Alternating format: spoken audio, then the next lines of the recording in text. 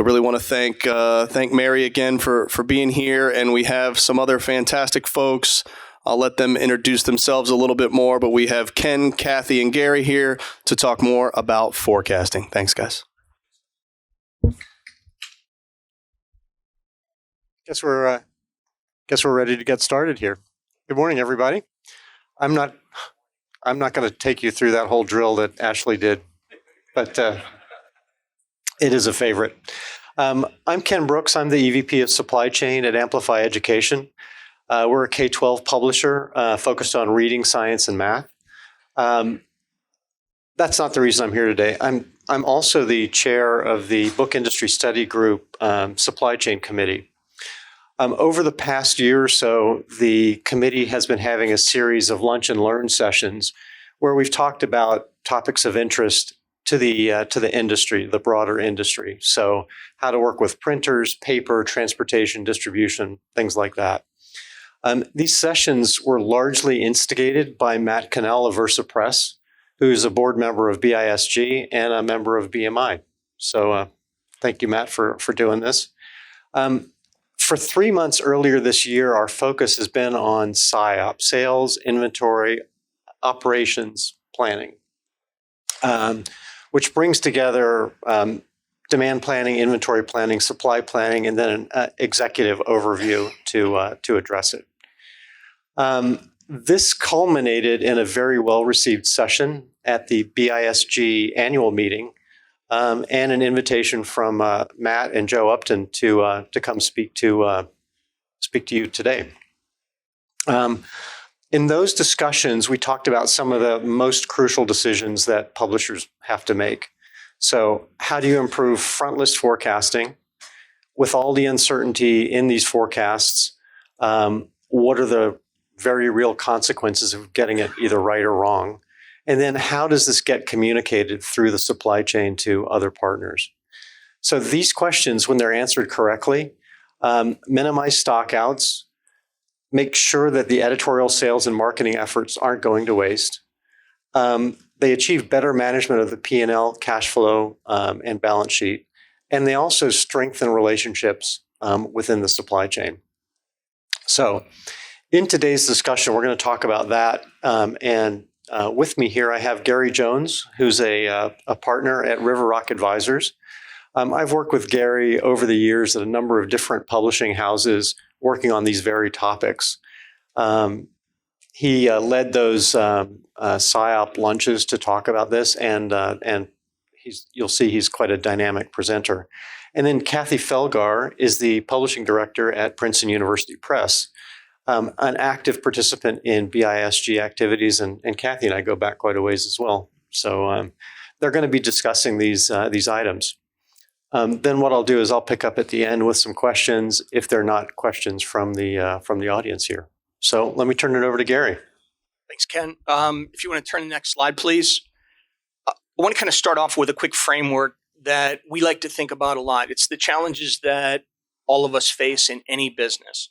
It's trying to balance seemingly different trade-offs, different sets of objectives that seem to contradict one another. How do I provide the best service to my customers that I can at the lowest possible cost, minimizing the amount of capital employed? And depending upon my functional area of responsibility, I can optimize any one of those, but I'll likely have sacrifices or trade-offs that I have to make elsewhere within the business. And so our challenge is, how do we pull all these together? So if I think about supply chain planning, our goal is to have the right product in the right place, at the right quantity, at the right time, at the lowest cost possible so that we can service our customers. As Ken talked, the publishers are facing a great deal of business challenges. We're struggling with how do we forecast or understand what that customer demand is? How do we best drive our business with a good understanding of the demand? So we're facing a lot of uncertainty. We're facing a lot of SKU proliferation, a lot of challenges in that industry.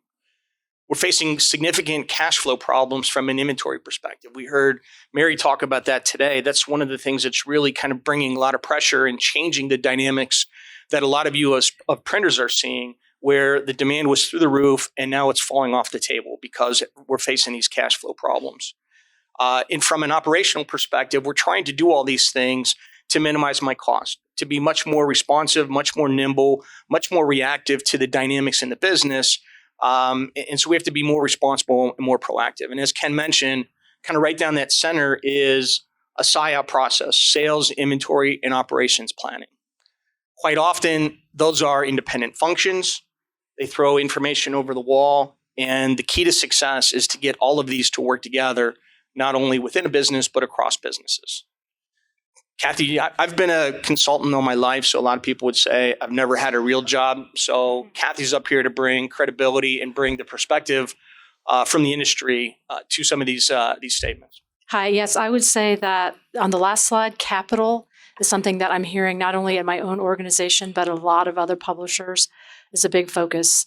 Partly, as you described, we printed very, very heavily in 2020, 2021, and maybe a little bit of 2022.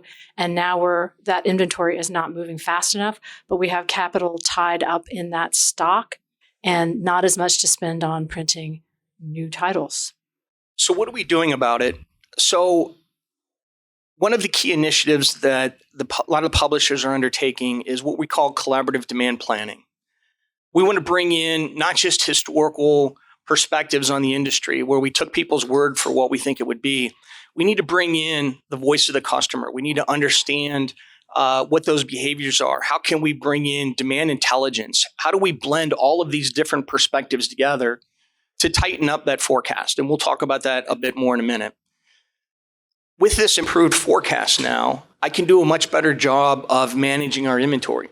We can use statistics. We can use the data. And Mary talked a lot about her passion for data. We can understand attributes and characteristics of the supply chain, lead times, lead time reliability, minimum order quantities, those kind of things to help us better optimize our inventory while still sustain and meet the service objectives.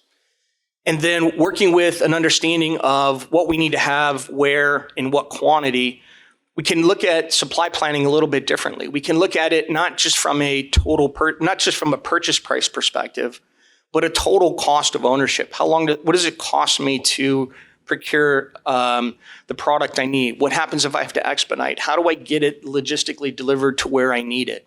And what's that total cost of ownership as opposed to a purchase price perspective is really one of the things we want to focus on as we try to balance service cost and capital. Yes, I would add to that, printing on demand might cost more per unit, but the flip side, we're not wasting any stock. So that's part of the total cost of ownership, as is storing books in the warehouse for sometimes many years. And publishers have different arrangements. PUP hires a third party for warehousing and distribution, and they are changing their own model so that we pay more the older the stock is. I apologize. This is a very busy slide, but it looks fancy, so it's got to be right. What we talk about is collaborative demand planning. And so the whole focus of our BISG Lunch and Learn sessions was to talk about how do we improve forecasting to not only help our own businesses, but to help the entire book industry. And there are a lot of different techniques. Everybody's looking for that silver bullet. There is no silver bullet to improve forecasting. Our challenge is to bring in as many different perspectives as we can. For some of our industries, for some of our titles, for some of the things we do, history is a good predictor of the future if we know how to interpret that history. We understand the behaviors, the seasonality of it, some of the causal factors. Mary talked earlier today about getting very good at understanding the events and the media activity that we do and the effect that that has on our demand. So to the extent I can leverage that historical information, it gives me a better indication of predicting the future. I also get a lot of demand intelligence where people tell me what they think the demand is going to be. And one of our challenges is we have to take that with a grain of salt. What is the motivation for the numbers that they're giving us as a forecast?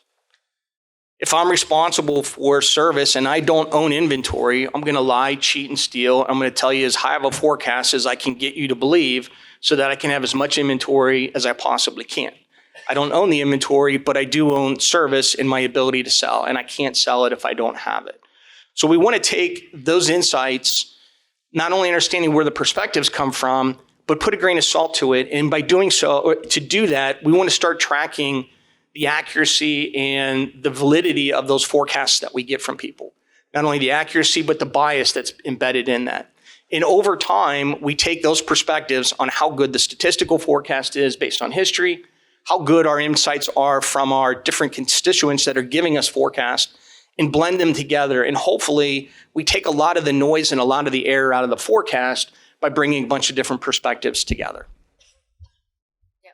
I can say that even within the publishing house, there are different constituencies. I mean, editors will feel like their feelings have hurt if you cut their print runs, that you don't have faith in the book. I see Mary smiling. It's not just PvP. And sales often tends to be over-optimistic. We have marketing telling us, yes, being reviewed by the New York Times, but we don't know whether that will end up in sell-through. So I was envious, Mary, that you think you have a grip on that. So front list forecasting is our biggest challenge of all. We don't necessarily have the data. We might think we do. We might have comp titles. We might have some perspectives to drive that front list forecasting, but that is our biggest challenge. But our biggest opportunity is to actually address this front list forecasting, because that actually drives the majority of our costly decisions, whether it be the overinvestment of inventory or the excessive costs of trying to chase extra inventory because it's sold faster than we did. Traditionally, we make estimates of forecast over a period of time, but we don't know what to expect as the demand comes in. And to the extent we can start understanding the behaviors of those different front list titles, to understand how we expected demand to come in, as it comes in, we have a better mechanism to sense when demand is behaving differently than we thought, and we can react much more quickly than we do when we suddenly are out of inventory, or we can defer or delay a reprint because it's behaving differently as well. And so what we want to do is not only have a better understanding of the time-phased element of that front list release, but also come back after the fact and say, what were the assumptions we made? Why did we think the front list forecast was going to be what we guessed, so that we can learn from it? We can't improve what we don't measure. So if we understand what we said and why we said it, and we can measure our accuracy from there, then we can come back and learn from that. So the next time we're putting together our front list forecast, we can tighten our confidence around those estimates. Yeah, another thing I really like about data-driven decision-making is it removes the emotion from the equation. I have had many times in my years in publishing where a title comes out of the gate faster than expected. Everyone starts panicking, does a really big reprint, and then the reprint lands exactly the same time returns start trickling in. This is kind of an area that I've personally been passionate about, and where I've spent a lot of my time doing supply chain consulting, is to understand what is that right amount of inventory to put in the right place at the right time at the right cost. And there are all kinds of tools, algorithms, formulas, it doesn't matter, that will help you understand that there is an exponential relationship between the amount of inventory I have to invest to achieve higher service levels. It truly becomes exponential and very costly to have impeccable service given attributes of demand and supply. So a lot of our emphasis in the BISG discussions were focusing on how do I improve that forecast? How do I improve that forecast error that drives a lot of safety stock so that I can shift that curve? So in this example here, the blue curve represents my world today. Here are my attributes of demand and supply, and here's how much inventory I need to carry. But if I can change those attributes, I can shift that curve, and I can choose to have better service with the same investment in inventory. I can choose to have same service with lower investment inventory, or pick somewhere in between those two. Now, the role that you as printers can play in that are on the supply side of that equation. What kind of things, as we were talking about earlier today, what kind of things can you do to help the publishers drive down their inventory by changing this equation? Those factors include things like lead time. You have a very distinct advantage by being domestic to capitalize on shorter lead times. To the extent we can work together, we can find ways to reduce the order quantities as well as the lead times so that we can get more nimble and more frequent inventory replenishments, and together we can drive down the inventory and level load our capacity requirements. Another thing I would add, this morning the question came up of what can printers do to help publishers? And one thing that I found very helpful is Princeton does a 6-month look ahead with its major print partners. And there was a point in 2021 where bookbinding cloth was very difficult to get. And we said, never delay a book because you can't source the cloth that we spec'd. Tell us what the options are, or even in some cases, emergency situations of very high-profile titles, use any cloth you have. Don't delay even to wait one day to ask us. So we talk about forecasting, and I think a lot of the printers would say, if we just had better forecasts, we could help you manage your inventory. It's not necessarily the forecast that you're looking for. It's the forecasted demand or replenishments that the publishers are going to put upon you that are really the information you need. So we heard Mary talk today. We might think a title is selling very good, but we don't know how much inventory might be sitting out in the pipeline. And so the forecast could be a misnomer because it tells us we have demand when in reality there's also an abundance of supply. And so by taking together the forecasts of the publishers, an understanding of how they plan their inventory, how they manage their inventory, it's really this graph on the right that is the information that you as publishers need, is to understand what is the time-phased expectations of when they would anticipate replenishing their inventory based on those targets, based on that forecast. And it gives you some insight into some of the seasonality they're projecting, some of the fluctuations in safety stock to address different events, different seasonality, different other factors in their business. And it's those replenishments that are that's the forecast information that you're going to want to drive your business. So I apologize, I got one more eye chart here for you. This is one of the things that we're working on to help publishers make optimal purchasing decisions. So we've talked about the trade-offs of inventory versus service. If we don't have a good understanding of our forecast, so we just kind of put a forecast here as this pink line, really an X on this slide, and across the bottom or the X-axis is what ultimately happens with the demand relative to my forecast.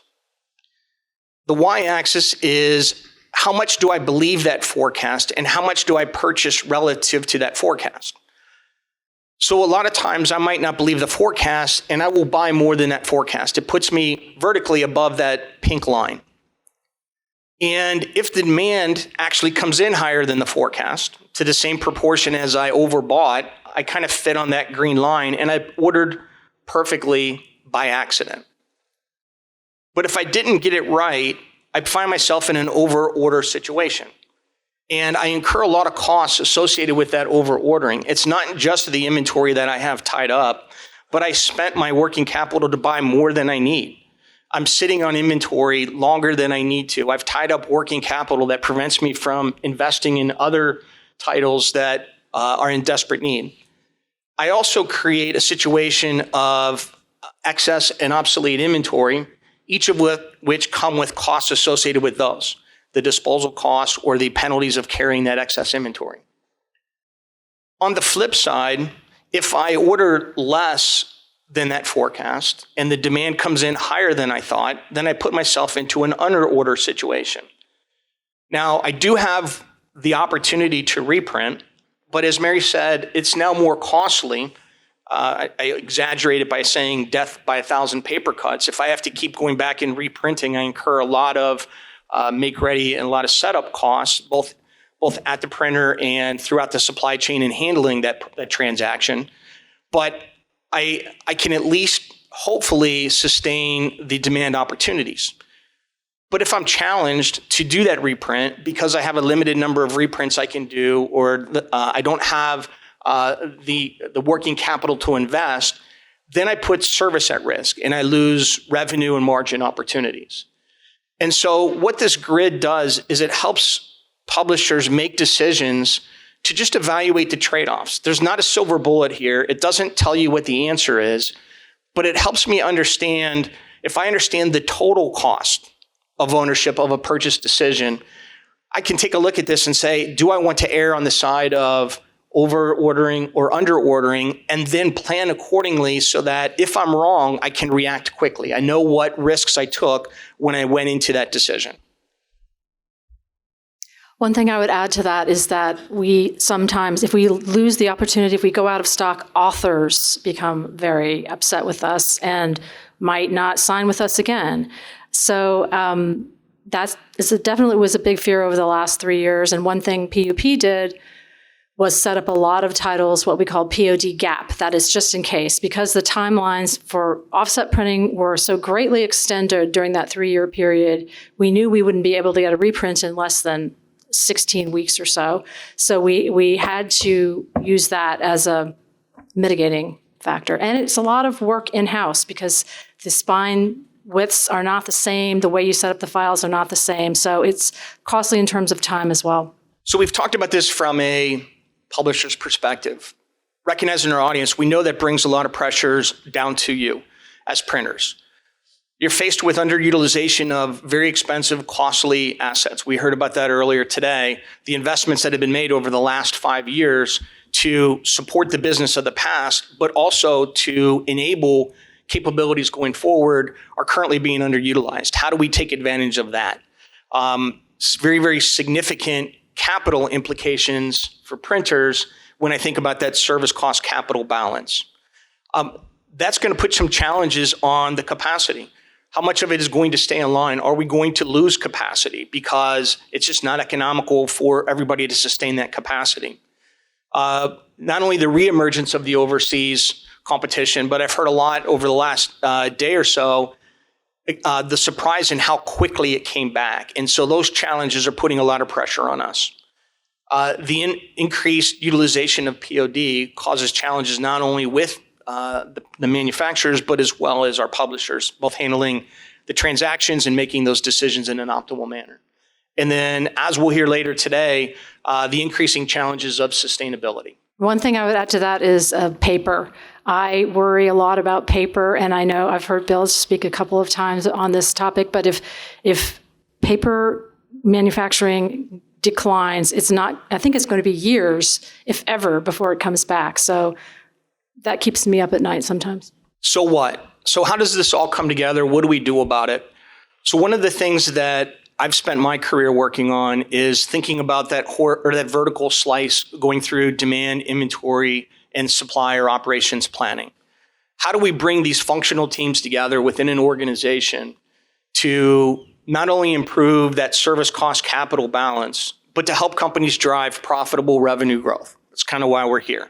How do I drive that profitable revenue growth? But the way we need to work together is to actually cross those organizational boundaries.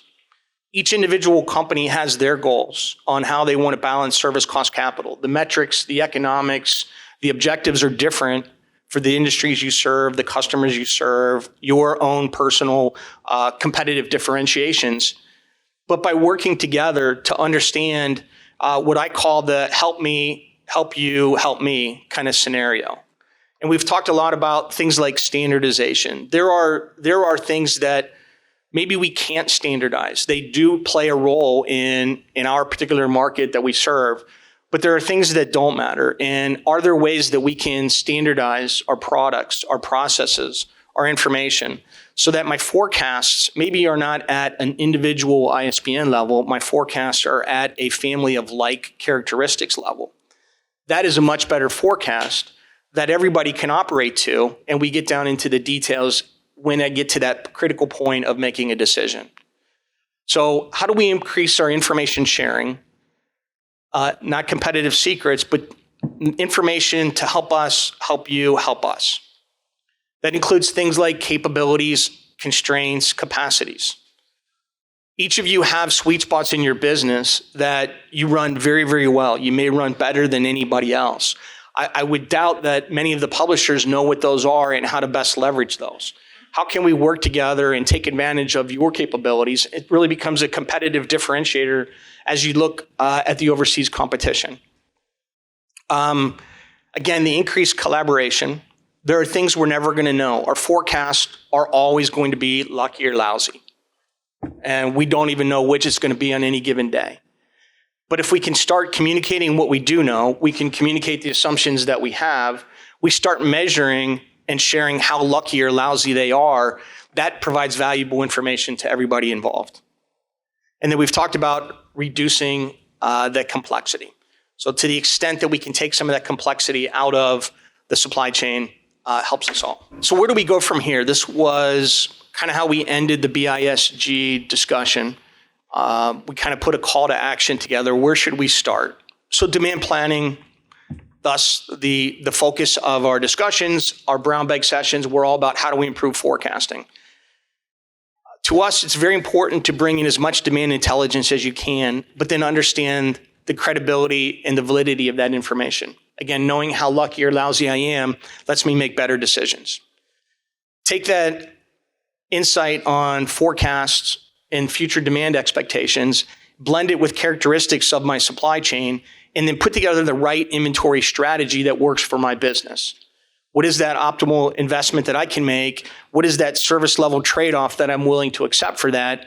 Figure that out, and then I can strategically take initiatives to improve my inventory when I understand my current point of reference.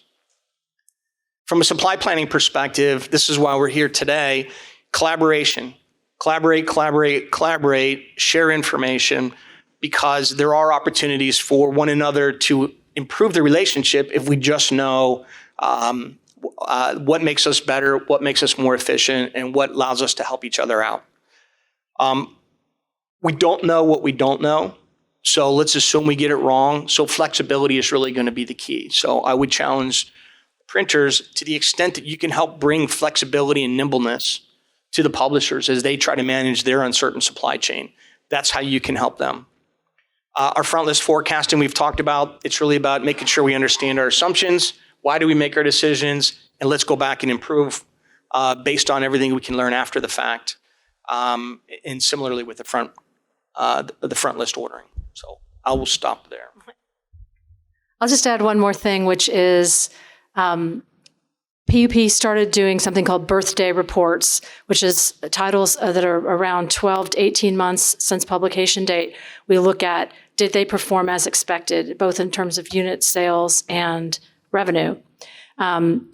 Before that, we had only focused really on front list performance, track to see how quickly a reprint was needed, and then the inventory manager would study every title for when it needed to reprint. But I think you took out a slide, the walk, run, crawl slide, but it's a good, very publishing-focused slide we had before that is all about basically monitoring that behavior of a title all along as frequently as you can. I mean, instead of annually, you move to quarterly and then monthly and possibly even less. And also tracking, one of the things in one of those slides is about who predicts what, keeping track of that over time in-house.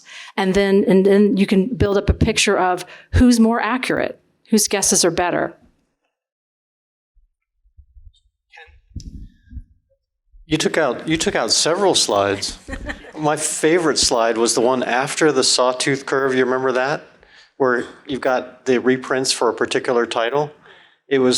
My favorite slide was when you aggregate the demand for all of those different reprints in a spec family and provide the aggregate forecast to the print partners. And then that allows you can move them in and out then if there's something really hits or if something doesn't. But that was a good illustration of that. One other question.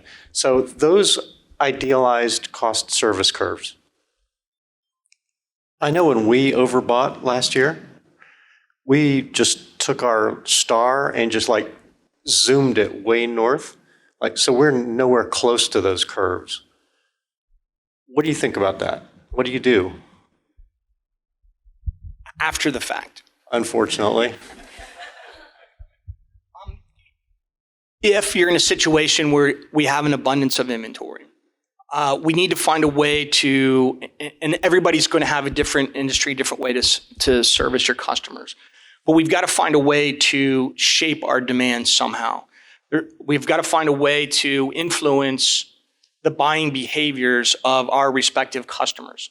Sometimes it's price, sometimes it's promotion, sometimes it's creating awareness and exposure to it, sometimes it's finding alternate outlets. But we have to actually initiate specific tactics to what we call shape demand or drive changes in customer behavior, or sit on it for a long time. A long time. One of the implications, I think, of that curve, and you were just talking about what we're able now to do, is take a revised forecast, roll it through what the inventory projections are, roll it through what the minimum cost supply options are, and within 10 minutes of a reforecast, come out with an entirely new supply plan that we can share with our partners. Is that kind of connection of all those three elements necessary to get to? So what we try to do is put together decision support tools. And so, Mary, you talked a lot about data and your understanding of how to use data. And that's the approach that Ken's talking about, is we can understand when I get a forecast and I understand how good or bad it is, I can then look downstream and say, to what extent does that impact the inventory investment I have to make for a given service level? I can pause then and say, can I afford that investment, or do I need to change my service level expectations, or do I change the manner in which I supply my product? And that's where we look at that total cost of ownership as opposed to purchase price. And so as we kind of saw with that sales, inventory, and operations step changes, that kind of helped us understand how one decision at the forecasting level drives all the way down to the inventory and supply planning activities. You know, I think I was thinking through some of the things that we're looking for from our print partners, and it includes things like recommendations on standardization of specs, having pricing scales that we can actually put into those models that will automatically flush through as to the best sourcing. Are there other big ones that you would recommend? In my past, in other industries, I would spend time with my suppliers to understand what drives their cost efficiencies. Is it sequencing? Is there an optimal sequence that they want to run a series of products in? Are there ways in which they want to group those products together? Because I can then change my buying behaviors to align with those things that drive that operational efficiency within your business. Whether it's standardization or just understanding how you best run and operate your business, then I can change the way I order and the way we mutually benefit from those efficiencies. Cathy, you had mentioned something about standardizing file structures. I think you mentioned this so that you can move between technologies based on the demand. Are there other requirements that you'd add to what Gary said? Sorry for the fastball there. Well, it would make my life a lot easier if all different types of publishers used the same kind of paper and accepted the same kind of files, but it's just not the reality. So all we can do to mitigate that need is to work on setting files up beforehand for multiple scenarios. If printers actually could advise me on how best to do that, I would definitely be all ears. What about the possibility of having, say, a master agreement for a title, and then if the printer weren't capable of, say, doing print on demand or digital printing, having them have the relationship, so you're just sending the order kind of regardless of quantity? Would that be a useful thing, or do you want to manage those relationships separately? Interesting question. I mean, we do that to some degree. PUP is somewhat unusual in that 20% of our sales come from the UK, Europe region, and we have a warehousing partner there. So we do have a printer who has an agreement with 2 printers in the UK, and they've standardized specs, they've standardized file formats and all that. It's great. And I'd also heard that there was an issue about color space and color management. Were we talking about that?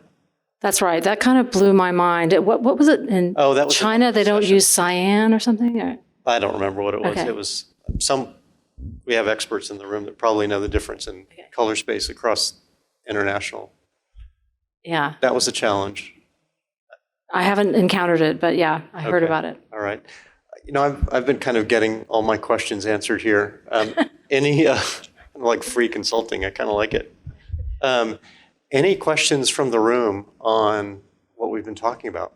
I'm really happy to call on people. Dave, you always have good questions. Okay, so I have a question. Gary, you used a phrase early on. Thank you. You used a phrase early on. I think you said it was capacity.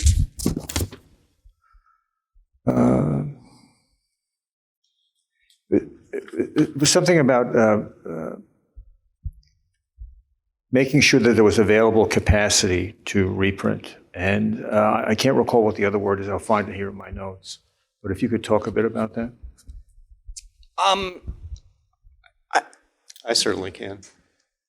Go ahead. My take on this is if you've got that forecast by spec type and you commit something more than a handshake that you're going to use that, and you organize as a publisher, you organize your scheduling so that you try to live within that commitment. And if you've got something that's spiking, you move something else out. If you've got something or maybe there's something slow, you pull something forward.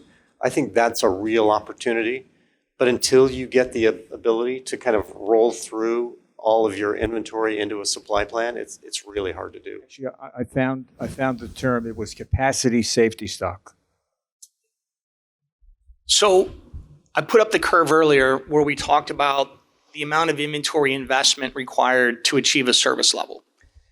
That notion of safety stock is physical product sitting in a point of distribution. But an opportunity can be, can we leverage nimble available capacity to serve as that buffer for that uncertainty rather than the physical product? Can I reduce my inventory if I have a supply chain that can react fast enough to help me replenish inventory that I sold faster than I expected? If there was a spike, can I replenish it rather than carry it just in case? Think about safety stock as just in case inventory, just in case demand is higher than I thought, just in case supply is less reliable than I thought. But if I can get reliable, very responsive capacity, then I don't need to carry as much just in case inventory. Yes, absolutely. So we all over-ordered in 2021 and we have too much stock, and we're trying to cut our orders to be more realistic, but that leads us to a period of fearing that we can't reprint the titles we need to reprint.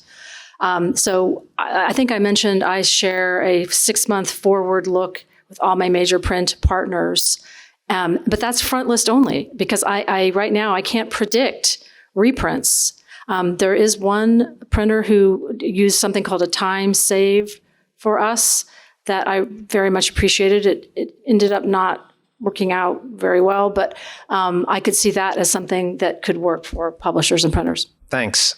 And really interesting. Thank you, discussion. David, for saving Dave from having to invent something on the fly there.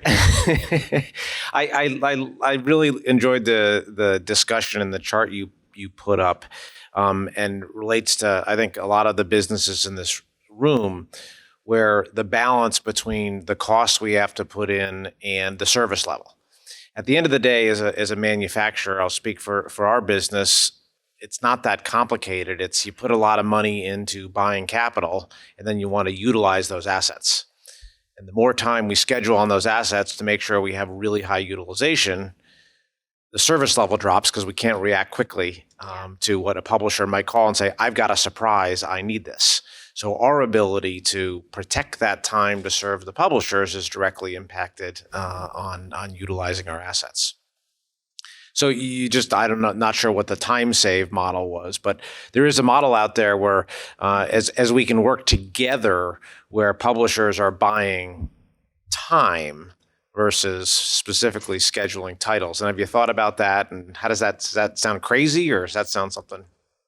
I did do some work in the steel industry, and as a new supplier was coming online, building a new technology, they needed to ensure that they could sell out, hit a utilization target to justify the investment.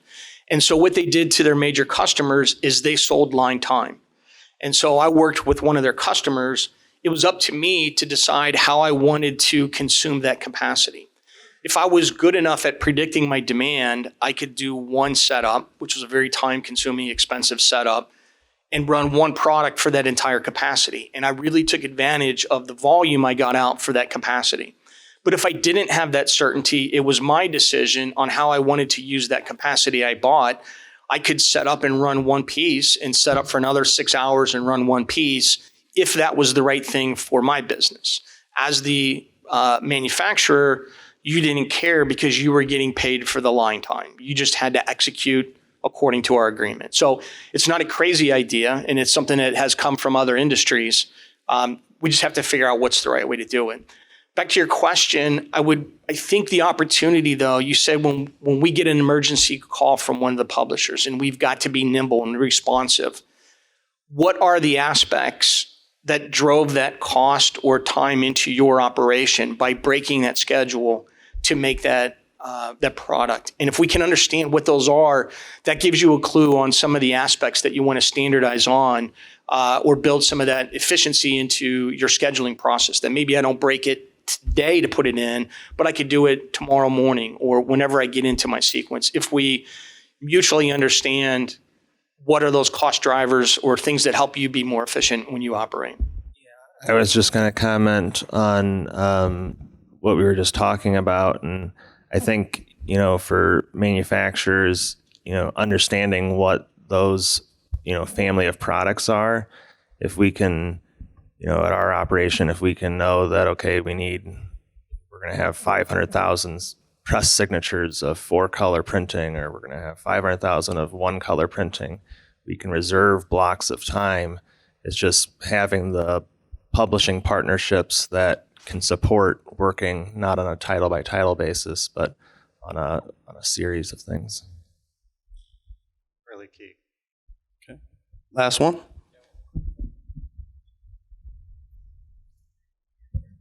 So I'm thinking that perhaps there's a role for dynamic pricing based on available capacity, which one then would allow one to be able to say, no, I don't want that pricing, but I have an immediate demand for this, I'm willing to pay a higher price. And then that helps just by the economics to drive load balancing, right? Because if everybody wants to publish in August, print in August, then the cost ought to be higher in August. And if you've got capacity available in February, then that could force the more volumes into that time period where there's more available capacity. That's a great comment. It presupposes that the publisher can actually do the forecasting and make those decisions, which by implementing models like this makes that possible. So I would also add that I totally hear where you're coming from, but it's going to disadvantage smaller publishers. Okay. Well, thank you very much, Ken, Cathy, Gary. Really appreciate that. Let's give them a round of applause.